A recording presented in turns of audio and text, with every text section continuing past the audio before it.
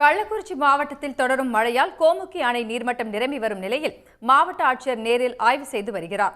இது தொடர்பான தகவல்களை செய்தியாளர் ஹரிபிரசாத்திடம் கேட்கலாம்.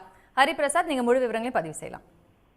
நிச்சயமாக கள்ளக்குறிச்சி மாவட்டத்தில் வடகிழக்கு பருவமழை தீவிரமடைந்து வரும் நிலையில் கள்ளக்குறிச்சி மாவட்டத்தில் வடகிழக்கு பருவமழை முன்னேற்பாடு பணிகளை மேற்கொள்ள கள்ளக்குறிச்சி மாவட்ட நிர்வாகத்துடன் இணைந்து முன்னேற்பாடு பணிகளை மேற்கொள்ள கள்ளக்குறிச்சி மாவட்டத்திற்கு கண்காணிப்பு அலுவலரை நியமனம் செய்து தமிழ்நாடு முதல்வர் உத்தரவிட்டுள்ள நிலையில் கள்ளக்குறிச்சி மாவட்டத்தின் கண்காணிப்பு அலுவலராக நியமிக்கப்பட்டுள்ள வெங்கடபிரியா மற்றும் கள்ளக்குறிச்சி மாவட்ட ஆட்சியர் பிரசாந்த் ஆகியோர் கள்ளக்குறிச்சி மாவட்ட ஆட்சியர் அலுவலகத்தில் மாவட்டத்தில் உள்ள அனைத்து துறை அலுவலர்களுடன் மாவட்டத்தில் மேற்கொள்ள வேண்டிய வடகிழக்கு பருவமழை முன்னெச்சரிக்கை நடவடிக்கைகள் தொடர்பாக ஆய்வு மேற்கொண்டு தொடர்ந்து கள்ளக்குறிச்சி மாவட்டத்தின் முக்கியமான நீர் ஆதாரங்களில் ஒன்றாக இருக்கக்கூடிய சுமார் 46 அடி கொள்ளளவு கொண்ட கோமுகி அணையில் நேரடியாக ஆய்வு மேற்கொண்டனர்.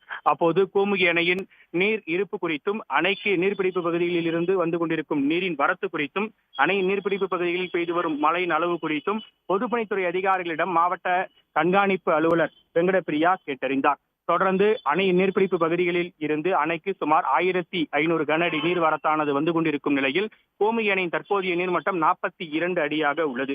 தொடர்ந்து அணையின் நீர்பிடிப்பு பகுதிகளில் இருந்து அணைக்கு நீர்வரத்து அதிகரிக்கும் பட்சத்தில் அணை இரவுக்குள் நிரம்ப வாய்ப்பு இருப்பதாகவும், எனவே பொதுமக்களுக்கு முறையான முன்னே அறிவிப்புகளை வெளியிட்ட பின்னர் அணையிலிருந்து நீரை திறக்க சம்பந்தப்பட்ட பொதுப்பணித்துறை அதிகாரிகளுக்கு மாவட்ட கண்காணிப்பு அலுவலர் வெங்கடபிரியா அறிவுறுத்தினார். தொடர்ந்து மணிமுக்தா அணையிலையும் மாவட்ட கண்காணிப்பு அலுவலர் மற்றும் மாவட்ட ஆட்சியர் ஆகியோர் ஆய்வு மேற்கொண்டனர் என்பது குறிப்பிடத்தக்கது.